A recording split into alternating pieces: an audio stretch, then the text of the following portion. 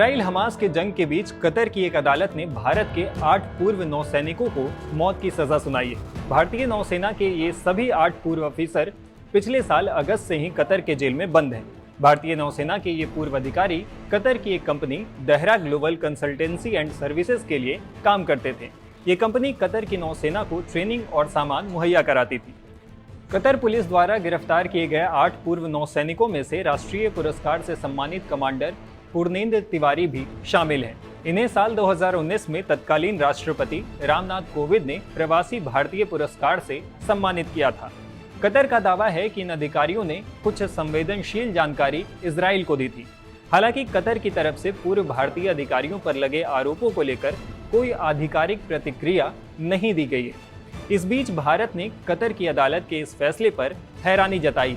भारत सरकार ने कहा है कि कतर में फंसे भारतीय नागरिकों की रिहाई सुनिश्चित करने के लिए सभी कानूनी विकल्पों की तलाश की जा रही है।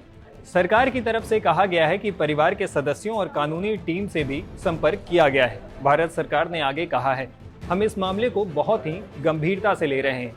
हम सभी काउंसलर और कानूनी सहायता देना जारी रखेंगे।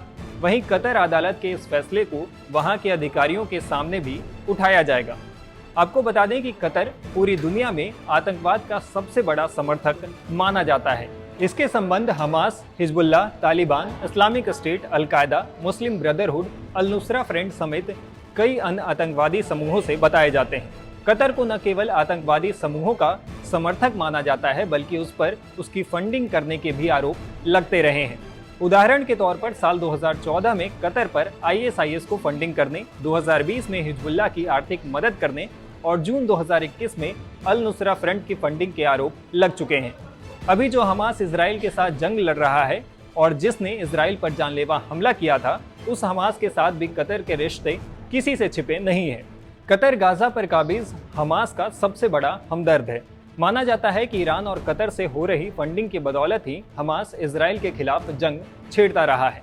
हमास के टॉप के कमांडर भी कतर में ही शरण लेते हैं। हमास का सर्वोच्च नेता इस्माइल हानिया और दूसरे सबसे बड़े नेता याहवा सिनवार कतर की पनाह में है। हमास का हमदर्द होने की वजह से कतर इजराइल को भी अपना दुश्मन मानता है। अब देखना होगा कि भारत सरकार इन नौसैनिकों को छुड़ाने के लिए किन किन तरह की कोशिशें करते हैं। इस तरह के और भी इन्फॉर्मेटिव वीडियोस को देखने के लिए हमारे YouTube channel times now Bharat को आप सब्सक्राइब कर लें और अगर आप ये वीडियो फेसबुक या ट्विटर पे देख रहे हो तो हमारे पेजेस को फॉलो कर लें। शुक्रिया।